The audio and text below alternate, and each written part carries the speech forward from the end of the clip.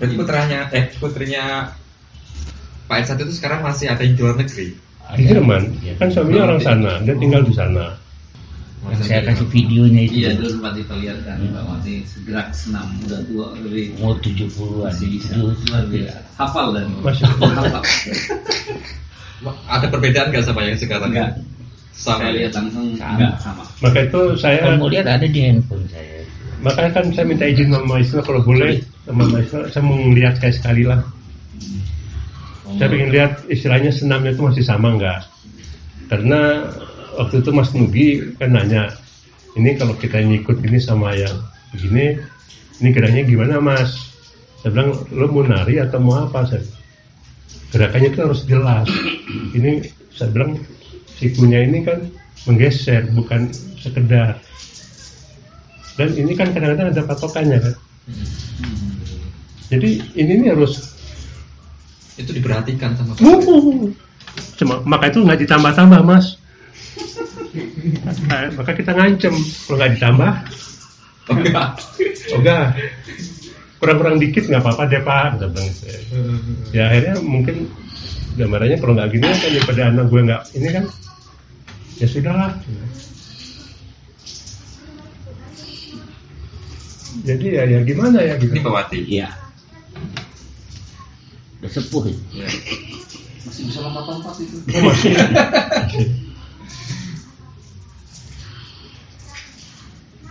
Maka dia nanya, ini bener nggak gue sama ya? Ya bener. Lihat ini kurang Kita dikit. kasih lihat sekilas ya. Nah ini Mbak Wati. Udah.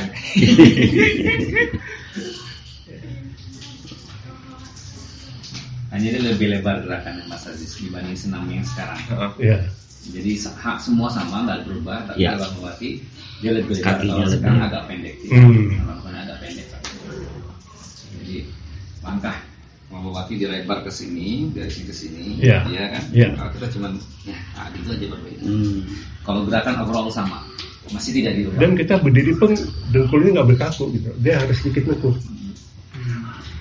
Iya sama. Ya kalau Dulu Tapi dia lebih. misalnya kayak pembukaan gitu ya. Kalau saya tahu karena kita nggak pernah diajar langsung gitu. Kecuali kalau kita minta sama bapak. Itu setahu saya tuh pembukaan itu dulu kalau kita sambung sampai geletak itulah pembukaannya. Kalau nggak kita cukup begini saja. Kalau sekarang kan nggak, gayanya saya lihat buset. Waktu semari juga gitu. Wah, Mas ini kan gaya kita harus sampai geletak nih Mas. Ya kan sekarang zamannya beda. Ya. Jadi ditaruh di depan. Ya.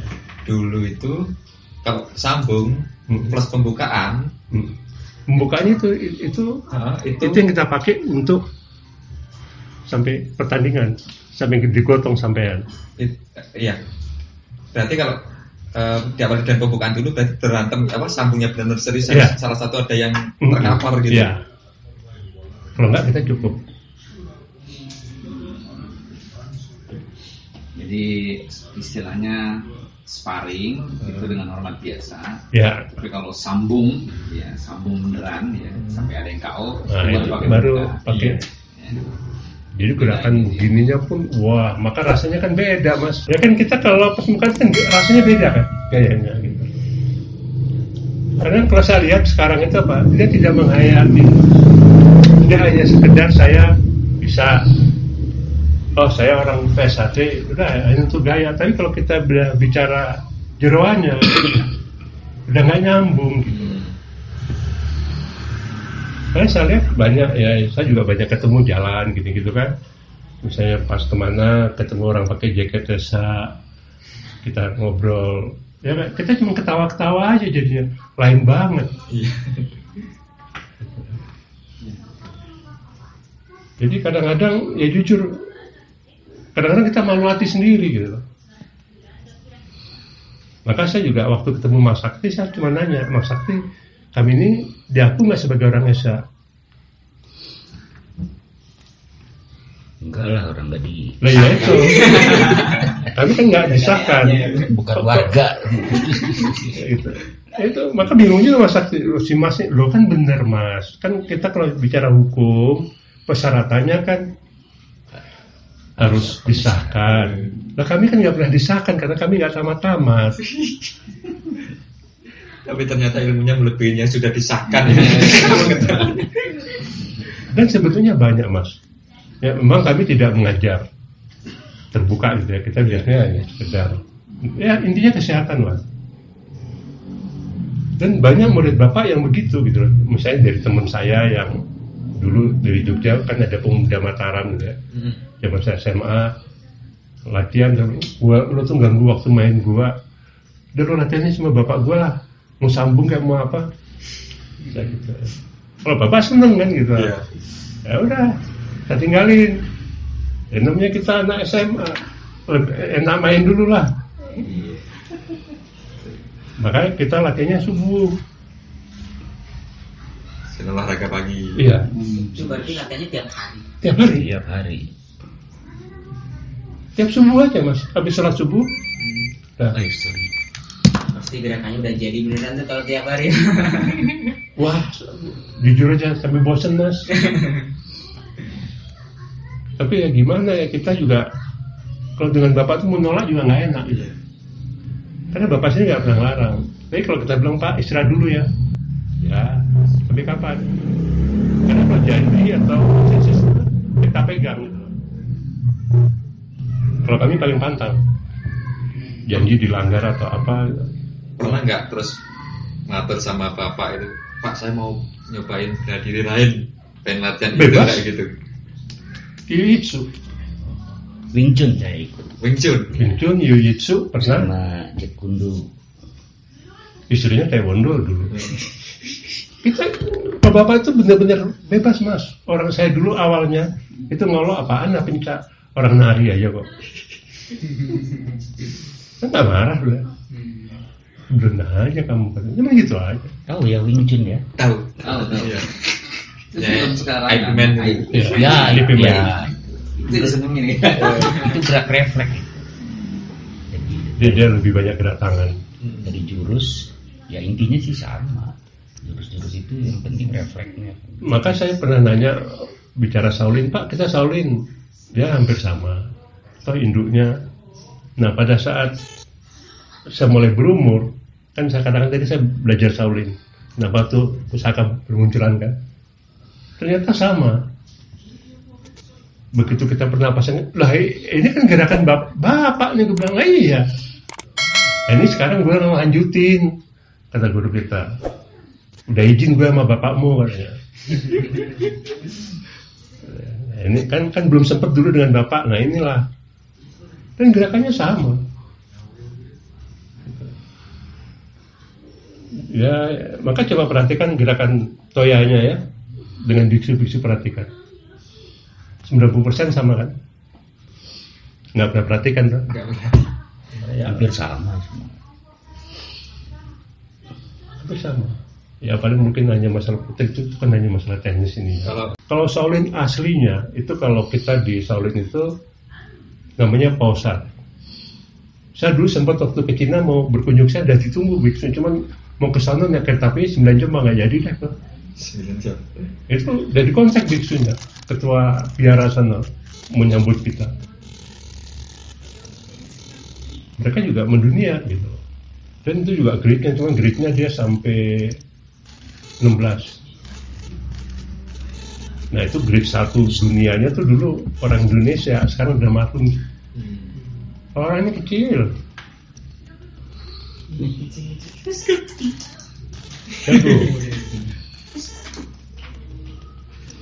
Terus pas akhir hayatnya bapak sempat ada firasat apa kayak gitu? Oh ya, beliau cuman bilang kalau kamu ditinggal orang kamu paling cintai, apa yang kamu lakukan?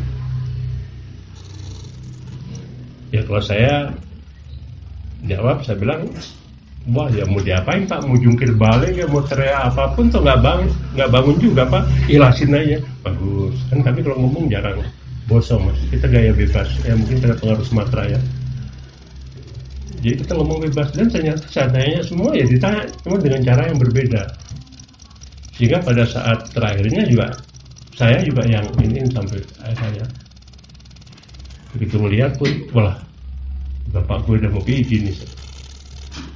Maka saya bisikin Pak, kalau piyamanya diganti sarung gimana? bagus, tapi mau ke belakang dulu, lemes, kayak pergi jauh gitu. Ya udah kita papa, selesai, kena lewat. Berarti Pak Irsat dulu ngajarin senamnya sampai berapa ke pasangnya? Kita nggak pernah hitung, cuman ya babak 1 campur ini itu udah. Oh ini udah 30 nih Pak, ya kalau dihitung baru dasar tuh. Nah, tapi saya mulai seneng pada saat kita senam yang jongkok, mulai lompat-lompat itu kan. Nah di situ saya banyak mainkan. Nah itu kan juga jadi kuda-kuda gitu loh. Jadi kalau kita lagi nongkrong gitu kan, lagi begini bener nggak? Namanya anak muda. Kalau ada gangguan kan kita ngelompat sambil nendang kan. Nah, itu saya pernah seneng di situ, mulai saya semangat lagi gitu loh. Memang gerakannya agak susah gitu ya. Itu harus benar-benar banyak. Karena kaki itu kan genjot ya. Lompatannya enak. Tapi juga pada saat lompat itu sambil nendang Mas Ajis, asik itu. Bener. Kita dari jongkok berdiri pelayangan dulu. Aduh, ini apa? Kalau bapak itu sakit aja nggak pernah sakit ini nggak pernah. Terakhir di depan kita lah ya. Iya. Bapak mau istirahat tuh ambil napas 3 kali ya. Begitu sih. Memang kalau kebiasaannya beliau ini sih. Zaman di Madiun kecil saya dulu suka ikut memang. Itu di daerah Rorombo gitu ya. Iya. Rorombo itu mungkin itu daerah leluhur kami gitu. Cuman bapak nggak pernah mau cerita. Tapi memang akhirnya ya saya telusurin. Ya saya konsultasi juga yang nanya dengan Mbah Hasan Suwarno ya. Itu kan mbah kita ya. Mbah Hasan Suwarno itu dia jelaskan. Ini bapakmu gini. Tapi begitu kita konfirmasi ke bapak, itu kan kata mbah. Tapi akhirnya kita mengerti. Akhirnya saya juga bilang, saya nggak gini gitu kok Pak. Tidak pengen rumah itu atau apapun. Saya cuma penasaran. Rumor itu bener nggak? Apalagi kita bahasan itu. Oke. Terus kalau misalnya bapak bilang iya, kamu nggak apa-apa, selesai. Saya bilang, hilang penasaran saya, sehingga saya bertanya, ini apa yang saya rasakan dulu setelah dapat jawaban. Jadi ya begitu sudah terima kasih Pak, saya hilang penasaran dulu. Nah ini memang ya mungkin kalau saya lihat ini masalah keluarga zaman dulu lah. Itu ya saya tanya sih ya dengan putranya Mbah Sastro segala macam, mereka juga nggak ngerti dan saya nggak mungkin akan ceritakan gitu. Berarti juga ada hubungan Pak Irsat sama Mbah Sastro Boto itu? Iya, kan Pak Leknya. Mbah Sastro Boto itu Pak Leknya Pak Irsat? Iya, maka itu kan kalau cerita silat dengan Boto itu Pak Irsat dengan Mbah Sastro itu kan nggak bisa dipisahkan. Mereka kan kadang-kadang ngaku kan Pak Irsatnya gurunya Mbah Sastro kan gitu, karena sambung nggak pernah menang gitu. Suka ngajar bareng zaman dulu itu di bawah tahun 60-an itu ya. Itu bapak juga sering kesana kan melatih. Sehingga kalau seniornya pasti tahu. Dulu gue juga yang ngajak Pak Irsat juga gitu. Memang banyak yang nggak tahu kalau kita bicara Setia-Hati Teratai ini semua satu keluarga sebetulnya, satu keluarga besar. Ya kami terputus karena pindah ke Aceh lah tahun 60. Kita masih dekat dengan bahasan itu karena dia dulu sering ke Bandung ada urusan, ya kan masalah pensiun segala macam kan dulu di Bandung. Nah, kami inilah jadi karena kita juga ada sambil besar, kita juga berkunjung jadi akrab dengan putra putrinya semua kita kenal banget. Bagaimana cara bahasan mengajar, kan bahasan itu kan orangnya paling keras. Siapa yang berani sama dia gitu loh. Jadi yang berani dia cuma kami aja. Hingga putra putrinya juga kadang-kadang bingung. Dek, kok wani karo, wah mbak kan baik sama kita. Yang lain nggak berani. Karena memang kita filosofinya itu adalah kalau Anda belajar silat itu adalah untuk jadi jagoan, bukan untuk kesehatan. Nah itu kami nggak nyambung. Kalau kita jelaskan kami dimarahin. Podo aja kowe karo bapakmu. Mas bisa. Itu jadinya kan bingung kita jadinya gimana. Kalau Mbak Jono sama kita juga terputus karena pindah ke Aceh, jadi saya nggak bisa banyak cerita karena waktu itu saya juga ya masih terlalu inilah. Itu beliau kan di Jogja ya, yang setahu saya dulu di Lembuyangan. Mbak siapa? Mbah Nyono. Mbak Nyono. Saya kan. Ya.